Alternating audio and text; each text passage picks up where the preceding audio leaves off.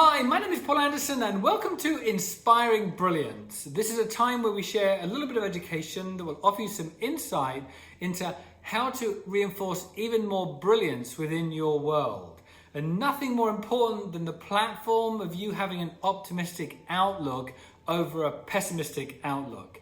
And so there's a brilliant book called Learned Optimism by Dr. Martin Seligman that I'd highly recommend you download and read, or download and listen through Audible, that will absolutely reinforce details on how to support more and more of an optimistic outlook through learning about your self-talk and what you're saying to yourself that has come from your past and is now affecting your future.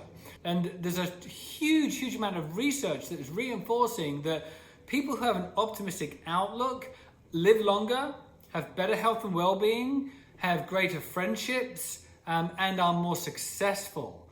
And reinforcing all of that into your world, who doesn't want that? So what we're reinforcing is your ability to get a much better outcome by the mindset that you're going into the situation with.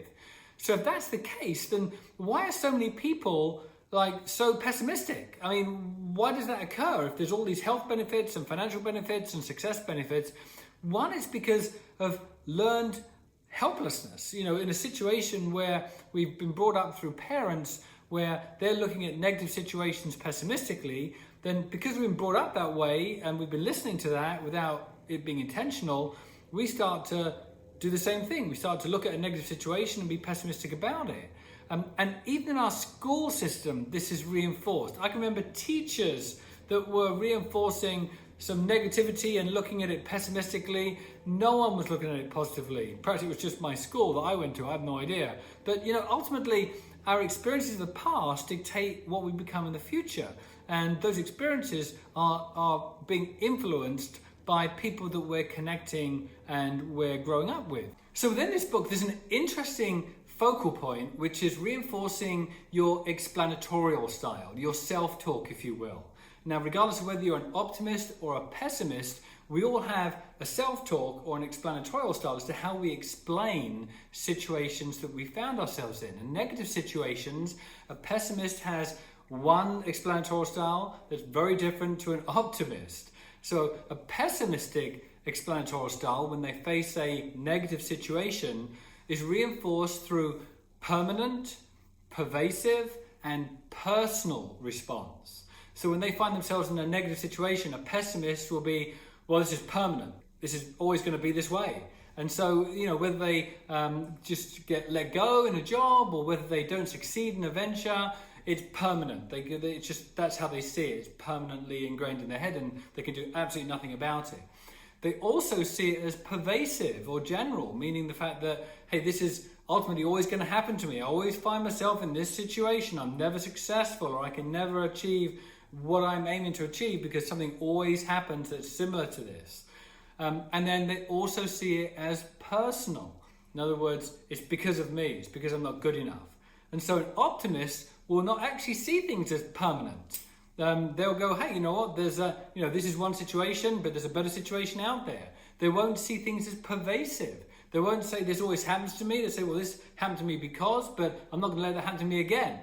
And they will not see it as personal. They'll see it as more of a situation of, well, I just wasn't the right fit for that situation, or that wasn't meant to be, so I'm obviously now going to focus on in this direction.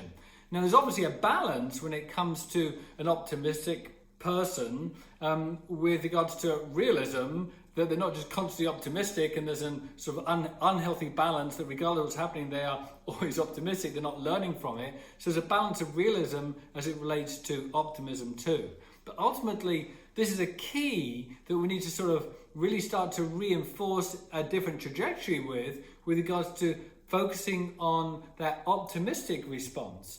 And there's a really good sort of response that you can do and incorporate that moves you from pessimistic mindset to an optimistic mindset.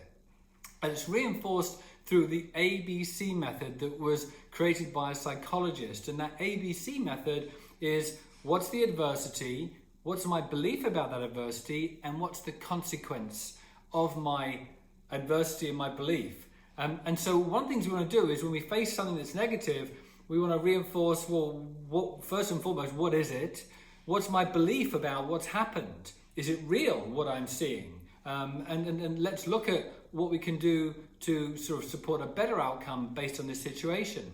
Now, what we don't want to get caught in, we don't want to get caught in that belief part with thoughts and emotions. We just want it to be a thought, not an emotion. It's not how you feel about that adversity, it's what's your thought about that adversity. It's really, really important, because the adversity and your belief about that adversity is now going to reinforce a consequence. What's the consequence?